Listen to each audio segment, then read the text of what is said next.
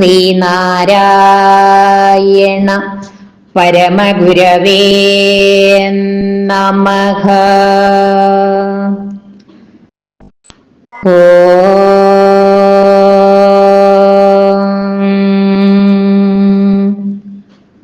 ബ്രഹ്മണേ മൂർത്തിമതേ ശ്രിതാനാം ശുദ്ധിഹേതവേ നാരായണ യതീന്ദ്രായ തസ്മൈ ശ്രീ ഗുരവേ നമഃ. ഓം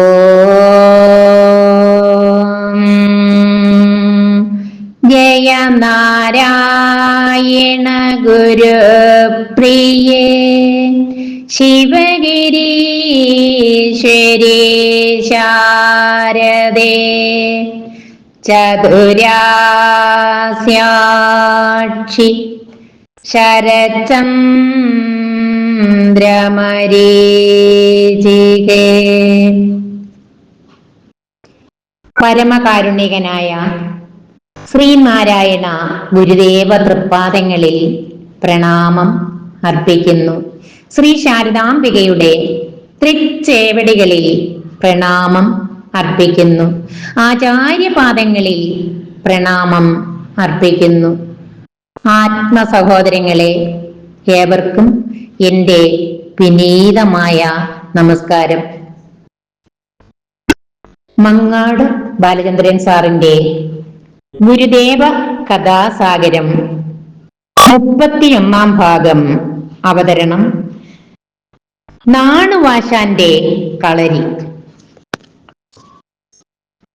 കുമ്മമ്പള്ളിയിൽ നിന്നും രോഗബാധിതനായി തീർന്ന നാണു വയൽവാരം വീട്ടിൽ മടങ്ങിയെത്തി.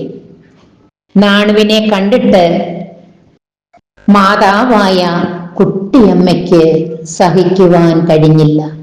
പിതാവ് മാടനാശാനും മകന്റെ രോഗനിലയിൽ അതീവ ദുഃഖിതനായിരുന്നു. കൃഷ്ണൻ വൈദ്യൻ ഇരുവരെയും സമാധാനിപ്പിച്ചു.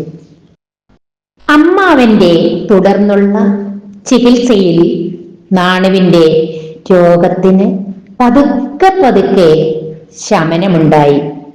അതോടെ നാണു വീണ്ടും ദേശസഞ്ചാരം നടത്തുവാൻ തുടങ്ങി.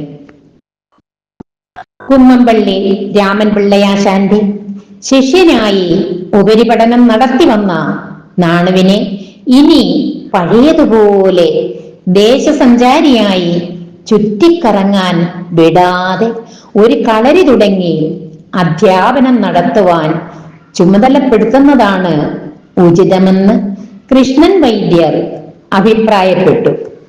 അത് എല്ലാവർക്കും സ്വീകാര്യമായി. അക്കാര്യം അമ്മാവൻ സൂചിപ്പിച്ചപ്പോൾ നാണുവും അതിനോട് യോജിച്ചു. വയൽവാരം വീടിന്റെ കിഴക്കു ഭാഗത്തായി ഓല കൊണ്ടൊരു കുടിപ്പള്ളിക്കൂടം കെട്ടിയുണ്ടാക്കി അവിടെ ഒരു കളരി തുടങ്ങി. അതോടെ നാണുഭക്തൻ നാണുവാശാനായി അറിയപ്പെട്ടു. സാധാരണ കളരികളിൽ നിന്നും വ്യത്യസ്തമായിരുന്നു നാണുവാശാന്റെ കളരി. കുട്ടികളുടെ അച്ചടക്കത്തിനായി കർക്കശ രീതികളോ ശിക്ഷാവിധികളോ ഒന്നും അവിടെ ഉണ്ടായിരുന്നില്ല. പഠനത്തിന് നിശ്ചിത ഫീസും ഏർപ്പെടുത്തിയിരുന്നില്ല എന്ന് മാത്രമല്ല, ഫീസ് കൊടുക്കുവാൻ നിവൃത്തിയില്ലാത്തവരുടെ കുട്ടികളെയും അവിടെ പഠിപ്പിച്ചിരുന്നു. ചുരുങ്ങിയ കാലം കൊണ്ട് തന്നെ നാണുവാശാന്റെ കളരി പ്രസിദ്ധമായി. അതോടെ പഠനത്തിനായി ചെമ്പഴന്തി ദേശത്തിന് പുറത്തുനിന്ന് പോലും കുട്ടികൾ നാണുവാശാന്റെ കളരിയിലെത്തി. എല്ലാ കുട്ടികളോടും നാണുവാശാന് ഒരേ വാത്സല്യമായിരുന്നു. ഭാഷയേക്കാൾ സ്നേഹമായിരുന്നു അവിടെ പൂത്തുലഞ്ഞു നിന്നിരുന്നത്. അധ്യാപനത്തെ ഒരു ധാർമ്മിക വൃത്തിയായിട്ടല്ലാതെ നാണുവാശാൻ കണ്ടിരുന്നില്ല. കുട്ടികളെ പോലെ തന്നെ അവരുടെ രക്ഷകർത്താക്കളും നാണുവാശാനെ വളരെയധികം ബഹുമാനിക്കുകയും ആദരിക്കുകയും ചെയ്തിരുന്നു. നാണുവാശാന്റെ അധ്യാപന സമ്പ്രദായത്തെപ്പറ്റിയും കളരിയെപ്പറ്റിയും കേട്ടറിഞ്ഞ് അഞ്ചുതെങ്ങിൽ നിന്നും കടയ്ക്കാവൂരിലെ നീരാങ്കടവിൽ നിന്നും കുറച്ചുപേർ ചെമ്പഴന്തിയിലെത്തി. നാണുവാശാന്റെ കളരിയിൽ ജാതിമത ഭേദമില്ലാതെയും സ്ഥിതിഭേദമില്ലാതെയും കുട്ടികൾ ഒരേ കുടുംബത്തിലെ അംഗങ്ങളെ പോലെ ഇരുന്ന് പഠിക്കുന്ന കാഴ്ച അവരെ വിസ്മയിപ്പിച്ചു. കാരണം അക്കാലത്തെ കളരികളിൽ ജാതിമത ഭേദമനുസരിച്ച് കുട്ടികളുടെ ഇരിപ്പിടത്തിനും സ്ഥാനത്തിനും ഭേദങ്ങൾ ഉണ്ടായിരുന്നു. വന്നവർ നാണുവാശാനെ കണ്ട് വന്ദിച്ചു നിന്നു. അവരുടെ വരവിന്റെ ഉദ്ദേശം എന്തെന്ന് നാണുവാശാൻ ചോദിച്ചറിഞ്ഞു. തങ്ങളുടെ ദേശത്തും ഇതുപോലെയുള്ള കളരി സ്ഥാപിച്ച് തങ്ങളുടെ കുഞ്ഞുങ്ങൾക്കും നാണുവാശാൻ വിദ്യ പകർന്നു നൽകണമെന്ന് അവരെല്ലാം വിനയപുരസരം അപേക്ഷിച്ചു. ആരുടെയും അപേക്ഷകളെ നിരസിക്കുന്ന പ്രകൃതമില്ലാത്ത നാണുവാശാൻ താമസിയാതെ അഞ്ചുതെങ്ങിലും കടയ്ക്കാവൂരിലെ നീരാങ്കടവിനടുത്തും ഓരോ കളരികൾ കൂടി സ്ഥാപിച്ചു. ആ പ്രദേശങ്ങളിലെ കുട്ടികളെ അവിടെ ഇരുത്തി വിദ്യ അഭ്യസിപ്പിക്കുവാൻ തുടങ്ങി. പെരുമാറ്റത്തിലും സ്വഭാവത്തിലും ശീലത്തിലും ശുദ്ധിയും ഗുണവുമുള്ളവരായി നാണുവാശാന്റെ കുട്ടികൾ വളർന്നു വന്നു.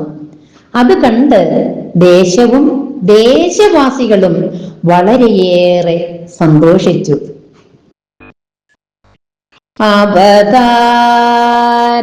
അവതാരവരേഷ്ടം